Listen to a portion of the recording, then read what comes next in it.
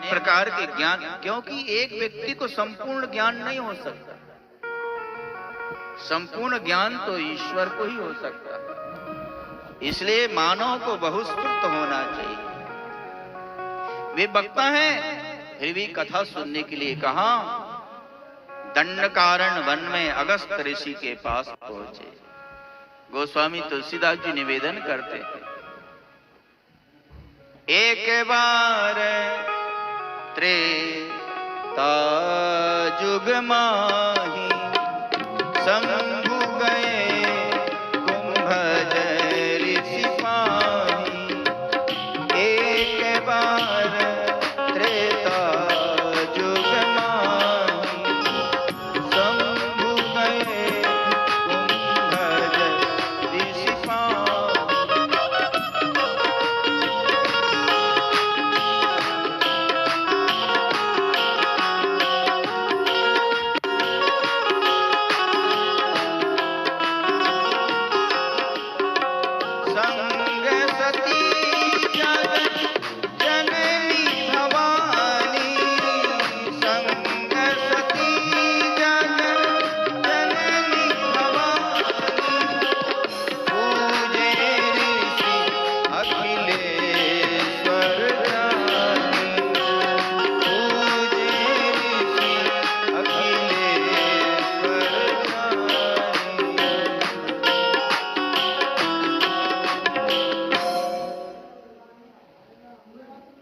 शिव के साथ कौन है? जगत की जननी है, सती है, भवानी है। लोग पत्नी को अनेक जगह ले जाते हैं घुमाने के लिए, पर कथा में नहीं ले जाते हैं। बोल राधे राधे। कथा में तो माताएं बहनें ही हाथ पकड़कर पति को ले जाती है। बोल राधे राधे। दोपहर में कोई माता जी आई, बोले महाराज बहुत परेशान है, पति बहुत पीता है, कहना नहीं मानता है। बोले हमारे पास लाना, कथा में लाना। बोले नहीं आता वह, डरता है कहीं कथा में जाऊंगा तो छोड़ना ना पड़ जाए, कहीं महाराज पकड़ न ले और पकड़ कर कहें कि छोड़ो।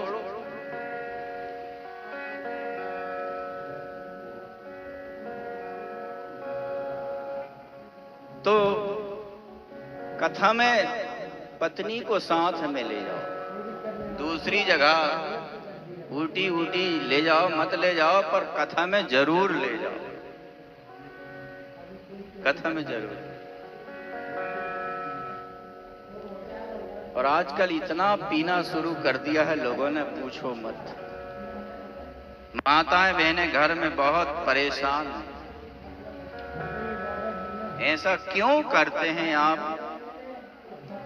7 दिन शिव पुराण की कथा का पान किया है, छोड़ देना, छोड़ दो।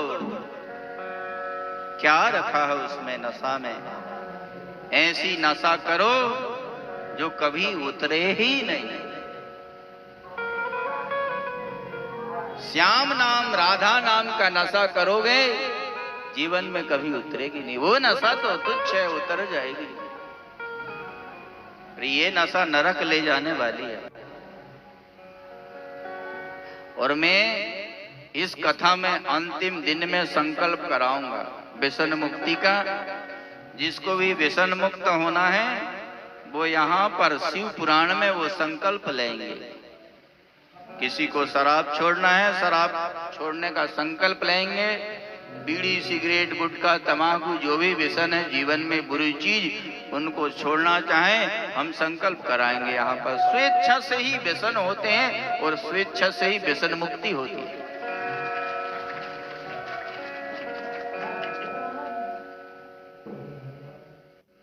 और आपसे मैं यही मांगता हूं दक्षिणा रूप में कि आप अपने व्यसनों को दे दीजिए हमको। आपका जीवन अच्छा बन जाए, उज्जवल बन जाए, आपका शरीर स्वस्थ हो, आप समाज में प्रतिष्ठित हो। जो शराब पीता है समाज से वह दुत्कारा जाता है, उसका सम्मान नहीं होता, उसे यश नहीं मिलता है।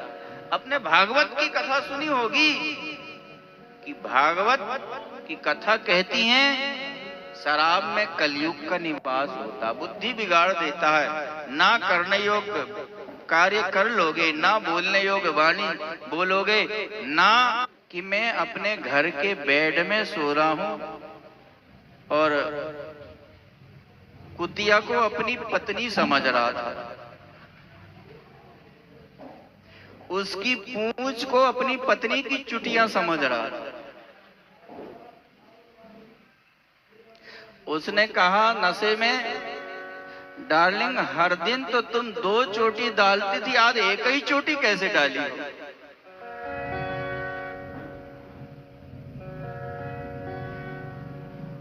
एक आदमी शराब पिया और उसको आगरा में ताजमहल जाना, पास में ही था ताजमहल, वहीं रोड। शराब पिया, टैक्सी टैक्सी हाथ दिया, बोले कहां जाना है? ताजमहल जाना है। समझ गया कि पिया है इसने, बोले बैठो। बैठा सीट पे, दरवाजा बंद किया। दरवाजा बंद किया उसने। थोड़ी देर के बाद दरवाजा खोल के कहा कि आ गया उतरो। उसने कहा 100 रुपया देकर के कहा इतना तेज कभी मत चलाना,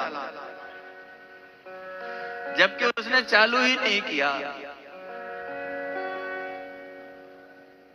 शराब मत पियो, शराब पीना बहुत दुर्गुण है। इसलिए कुछ बनना है, जीवन में कुछ करना है तो शराब छोड़ दो। बहुत बड़ा दुर्गुण है शराब पीना। एक बार किसी को लत पड़ जाए तो व्यक्ति का सर्वनाश करके छोड़ती है। वह शरीर का नाश कर देगी, धन का नाश कर देगी, यश का नाश कर देगी, प्रतिष्ठा से वंचित हो जाएगा, समाज से वह वंचित हो जाएगा। समाज उसको निम्न दृष्टि से देखने लगता है। इसलिए शराब पीना छोड़ दो। यदि शराब पीना छोड़ दोगे तो आपका धन बचेगा, जो आप कमा के लाते हैं अपने बच्चों परिवार के लिए रखिए, अपने उज्जवल जीवन के लिए रखिए।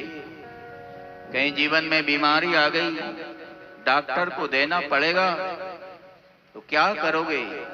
इसलिए उस धन को बचाकर रखिए अपने जीवन के लिए, भविष्य के लिए, बच्चों की पढ़ाई के लिए। क्यों शराब पी करके बर्बाद होते हैं, स्वयं बर्बाद होते हैं। पत्नी कभी उससे खुश नहीं रह सकती, बच्चे उससे खुश नहीं रह सकते। इसलिए अपनी जिम्मेदारियों को संभालिए। आपने जो जिम्मेदारी ली है, भगवान ने आपको, आप कितने खुश नसीब हैं, कितने पुण्यवान हैं कि भगवान ने आपको परिवार दिया है, पत्नी दी है, बच्चे दिए हैं। उनकी साल संभाल करो। पत्नियां छोड़कर चली जा रही हैं, शराब पीने वाले को व्यक्ति मारता है। इसीलिए शिव पुराण की कथा कहती है जिसका जीवन उज्जवल है, व्यसन मुक्त है, भगवान शिव उसके ऊपर कृपा करते हैं। आप मंदिर में जाते हैं, शिव का पूजन करते हैं और शराब भी पीते हैं तो कदापि यह मत सोचिए भगवान शिव की आपके ऊपर कृपा हो जाएगी। नहीं नहीं, भगवान शिव का पूजन करो और किसी जीव की हिंसा करके आप उसका भक्षण कर लो,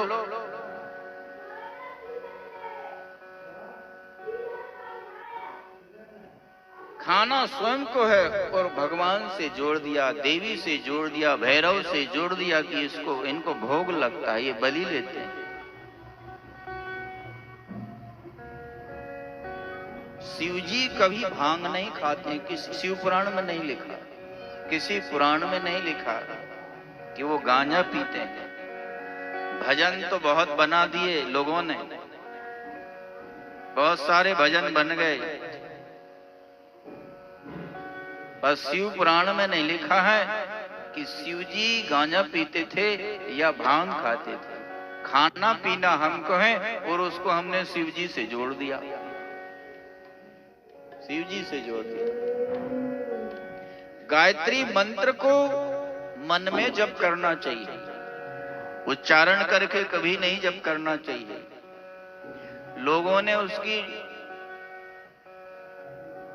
ट्यून बना दी, भजन बना दिए, कीर्तन बना दिए गायत्री मंत्र को। जब भी आप ब्राह्मण के द्वारा वेद पाठ श्रवण करेंगे, रुद्र अष्टाध्यायी का उसमें गायत्री मंत्र आता है, तो उस समय ब्राह्मण मौन होकर उसको उपांशु मानसिक रूप से उसका उच्चारण करता है, बैखरी वाणी से उसका उच्चारण करता है। मानसी, उपांशु, बैखरी 3 प्रकार की वाणी होती है, मानसी रूप से उसका जप करता है। उपांशु कहते हैं ओठ हिलते हैं, वाणी सुनाई नहीं पड़ती, और बैखरी वाणी दूसरे को भी सुनाई पड़ती है, और मानसिक जो जप होता है वह अपने को ही सुनाई पड़ता है।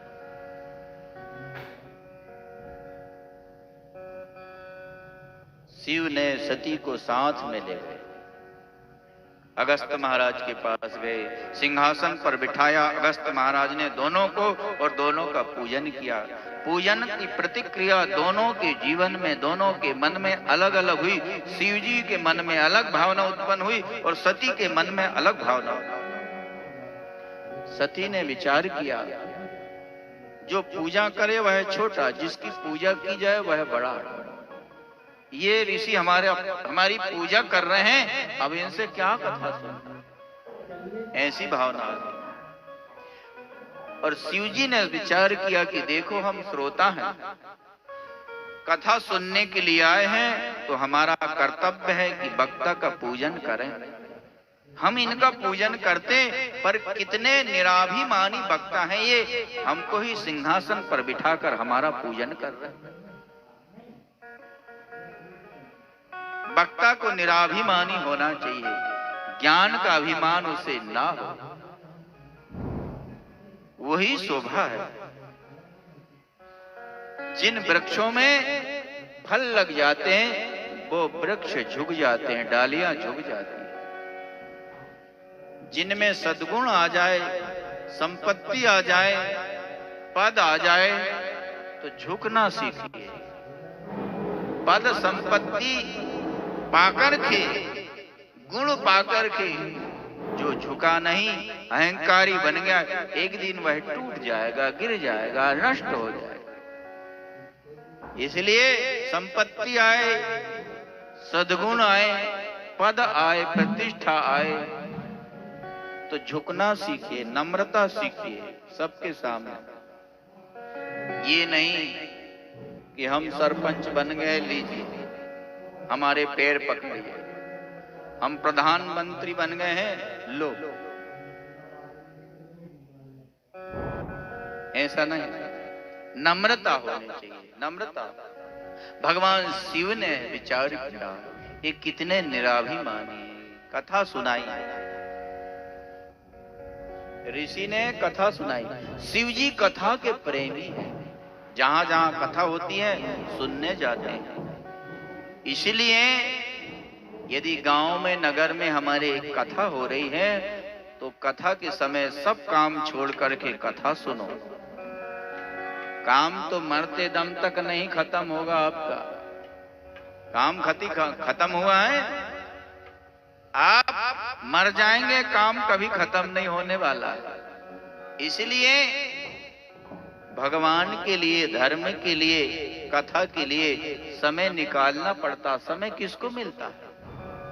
समय तो इतना व्यस्त है हमारे जीवन का कि आप रात भर जगेंगे, फिर भी आप काम करेंगे तो समय से फुर्सत नहीं मिलेगी, काम से फुर्सत नहीं मिलेगी, आप समय नहीं मिलेगा। इसलिए भगवान के लिए समय निकालिए। भगवान ने आपको 24 घंटा दिया है, तो कम से कम 3 घंटा तो निकालिए, 2 घंटा तो निकालिए, 1 घंटा तो निकालिए भगवान के लिए। और यह समय बार बार नहीं मिलता है, यह मानव देह बार बार नहीं मिलेगा। गोस्वामी तुलसीदास जी ने कहा, बड़े भागे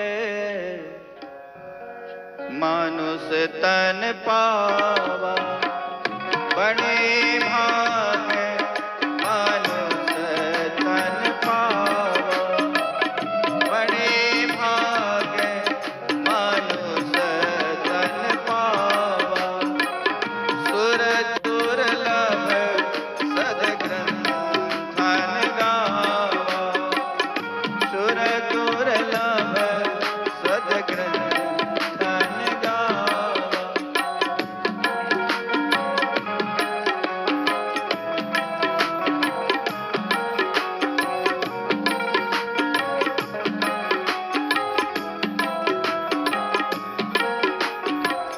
साधन धाम मोक्ष कर द्वारा, साधन धाम मोक्ष कर द्वारा, पाई न जेहि परलोक समारा, पाई न जेहि परलोक समारा, बड़े भाग मनुष्य तन पावा, सुर दुर्लभ सद्ग्रंथन गावा। 84 लाख योनियों में जीव भटकता है, उसका दुख देख करके ईश्वर को दया आ जाती है। बहुत जन्मों से भटक रहा है, यह कृपा करके उसे मानव देह दे देते हैं ताकि ये चक्कर छूट जाए। पर यहाँ आकर भी व्यक्ति ईश्वर को भूल जाता है। ईश्वर से वह संकल्प लेता है माता के गर्भ में कि मैं जगत में जाकर आपको याद करूंगा, आपका नाम जपूंगा। भागवत के 3 स्कंध देवहूति कपिल संवाद में यही तो बात। तस्योपसन्नमवितुम जगदिच्छयात्, हे प्रभु मैं जगत में जाकर के आपका भजन करूंगा। वो जगत में आते ही ईश्वर को भूल जाता है। धन सत्य, परिवार सत्य, जमीन सत्य, जायदाद सत्य, ये संसार के सत्य वस्तु असत्य को सत्य मानने लगता है और सत्य स्वरूप जो ईश्वर है सत्यम परम धीमहि। कथा सुनी शिव ने, सती ने कथा नहीं सुनी। क्यों? मेरे भगवान तो शिव हैं, मैं दूसरे की कथा क्यों सुनूं? इसलिए तो सती के मन में श्री राम की लीला को देख करके मोह हो गया।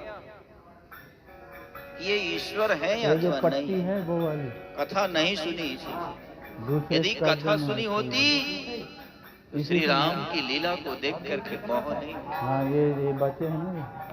और बाद में उनका मोह कब दूर हुआ? जब पार्वती रूप में शिव से कथा सुनी।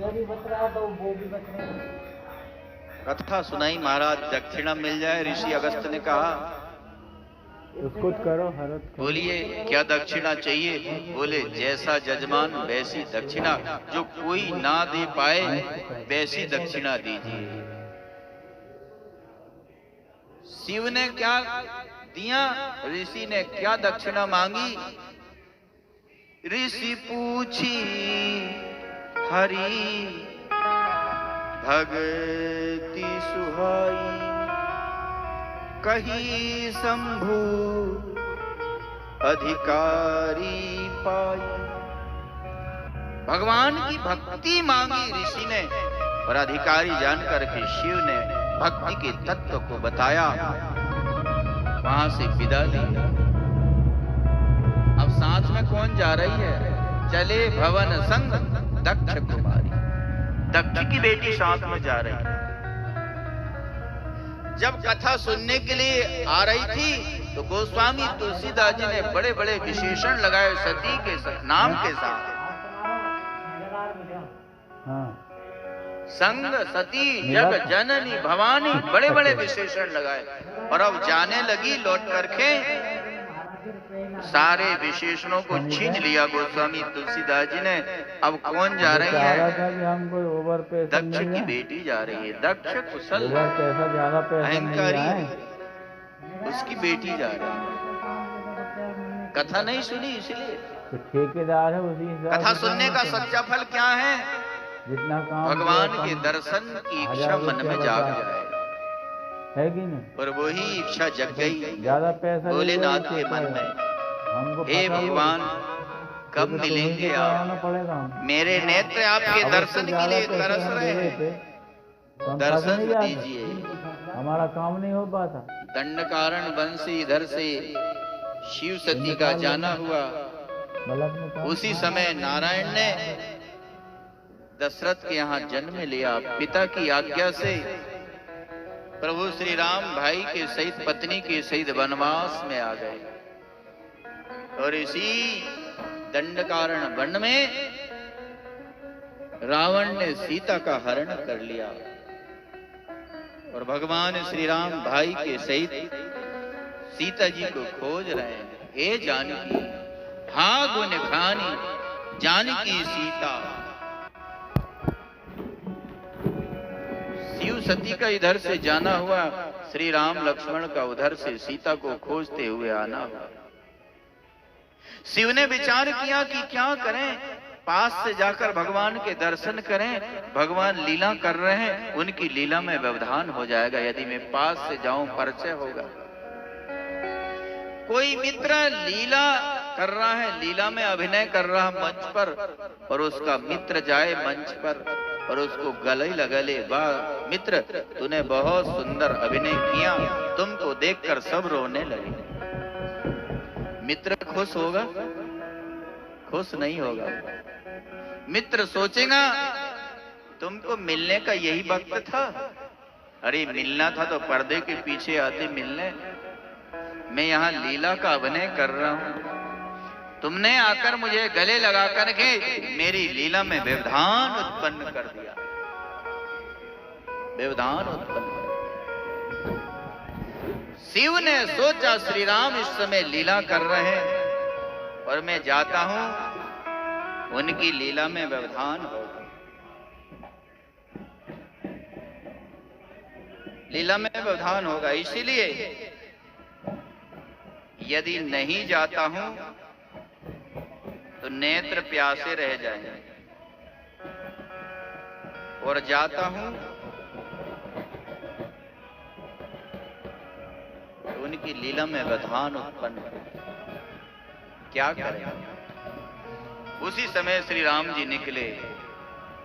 वहीं से श्री राम को देख करके शिव जी ने दंडवत प्रणाम किया। दंडवत, दंड की तरह पड़कर अष्टांग अंगों से प्रणाम साष्टांग दंडवत होता है। पुरुषों के लिए साष्टांग दंडवत प्रणाम विधान है, और महिलाओं के लिए, माताओं बहनों के लिए पंचांग प्रणाम विधान है। महिलाओं के लिए साष्टांग दंडवत लेट करके प्रणाम नहीं करना चाहिए। महिलाओं को पंचांग प्रणाम करना चाहिए। सिर, दो हाथ, दो पैर, घुटना टेक करके सिर से प्रणाम करना चाहिए। साष्टांग लेट करके 8 अंगों से महिलाओं को प्रणाम नहीं करना चाहिए। दोष लगता, उनका वक्षस्थल जमीन में स्पर्श नहीं होना चाहिए। बहुत सी माताएं बहनें देखते हैं कि साष्टांग लेट करके प्रणाम करती है, दोष है, शास्त्र मना करता है। देखा देखी धर्म का अनुकरण, धर्म का पालन नहीं करना चाहिए। जो शास्त्र कहता है उसके अनुसार करना चाहिए। शिव जी ने प्रणाम किया। जय सच्चिदानंद जग पावन, जय सच्चिदानंद जग पावन। अस कहीं चले मनोजन सावन अस कहीं चलियो मनोजन सावन चले जाते शिव सती समेता चले जाते शिव पुनि पुनि फूल गाते कृपाल के पुनि पुनि फूल गाते कृपाल के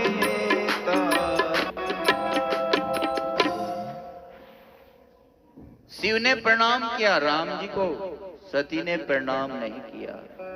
जबकि पार्वती रूप में इन्होंने कहा मैं जो कीन रघुपति अपमाना, मैंने रघुपति का जो अपमान किया, रघुपति का क्या अपमान किया सती ने, यही अपमान किया। पति यदि किसी को प्रणाम कर रहा है तो पत्नी का भी कर्तव्य है वह भी प्रणाम करे उसे। पर यहाँ राम जी को शिव ने प्रणाम किया, सती ने प्रणाम नहीं किया, यही राम जी का अपमान हो गया। राम जी का और सती ने देखा शिव मग्न है, राम जी के ध्यान में मग्न है। सती ने बार बार मन में विचार किया, एक राजकुमार को सच्चिदानंद कहकर के प्रणाम किया शिव ने। सतचित आनंद तो ईश्वर का लक्षण है, ब्रह्म का लक्षण है। ये राजकुमार ये सत होते तो सत तो सर्वत्र है, सत एक देशी नहीं होता है, सर्वत्र होता है, यहां भी है वहां भी है।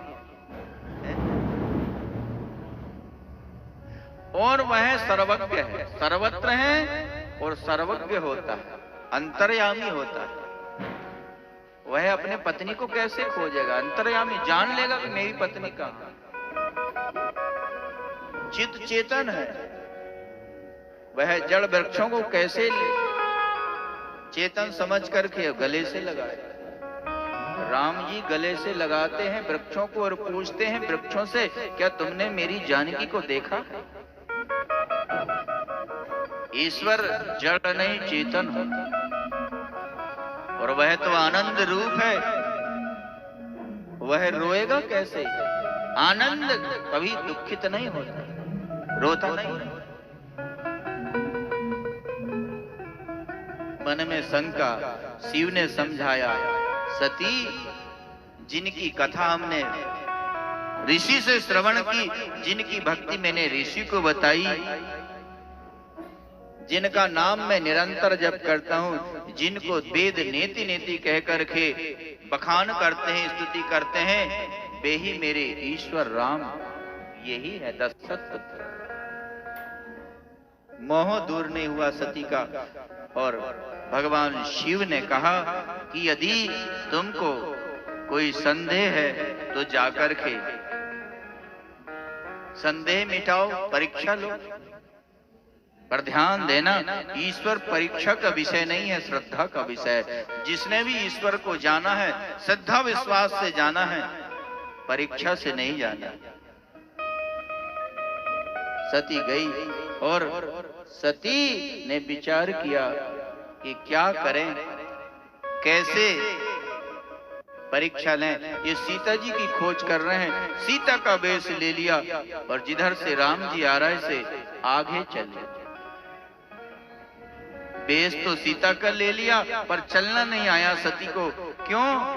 सीता जी हमेशा राम जी के पीछे चलती और सती आगे चलती। बुरे लोग भी अच्छे लोगों का वेश बना लेते हैं और समझ में तब आता है जब वो चलते हैं जीवन में आचरण कैसा है। और जैसे ही सती को राम जी ने देखा, उनके चरणों में प्रणाम किया राम जी ने और पिता समेत लीन निज नामो, पिता के साथ अपना नाम लिया कि मैं दशरथ पुत्र तुमको प्रणाम कर रहा हूं। सती को बहुत दुख हुआ, नेत्र बंद करके बैठ गई। श्री राम ने अपनी लीला प्रकट की नेत्र खोल करके देखा सती ने, आगे राम, पीछे सीता, पीछे लक्ष्मण, तीनों। मानो तो राम जी ने बताया कि सती, मैं सीता से कभी विलग नहीं हो सकता। श्री राम सीता तो एक ही है। जैसे वाणी और वाणी का अर्थ अलग नहीं है, छाया पुरुष से अलग नहीं हो सकती, दूध की धवलता दूध से अलग नहीं हो सकती, तरंग पानी से अलग नहीं हो सकती, वैसे श्री राम से सीता अलग नहीं हो सकती। ये तुमने जो देखा था यह तो मेरी लीला थी, मेरी लीला थी। और सती ने परीक्षा ली, लौट करके गई, लौट कर गई। कैसे परीक्षा ली बताओ तो सती, और भय के कारण सती ने छुपा लिया, झूठ बोल दिया, झूठ बोल दिया। कछु न परीक्षा लीन है गुसाई, कछु न परीक्षा लीन है गुसाई, कीन है प्रणाम तुम्हारी नाई, कीन है प्रणाम तुम्हारी नाई। मैंने कोई परीक्षा नहीं ली, परीक्षा नहीं ली तो गई क्यों थी? प्रणाम करने गई थी। जहां मैंने प्रणाम किया था वहीं क्यों नहीं प्रणाम किया? ध्यान दिया, समझ गए भोलेनाथ, सती ने कपट किया, मेरी मां का वेश लिया, अब पत्नी भाव कैसे रखूं? सती ने कोई पाप नहीं किया है, फिर भी सती जैसी नारी को त्याग कर दिया, मन से संकल्प ले लिया, आज के पश्चात में पत्नी भाव नहीं रखूंगा। यही भक्ति पथ, भक्ति का पंथ है, तलवार की धार है, इसमें चलना बहुत कठिन है, उसके नियमों का पालन करना बहुत कठिन है,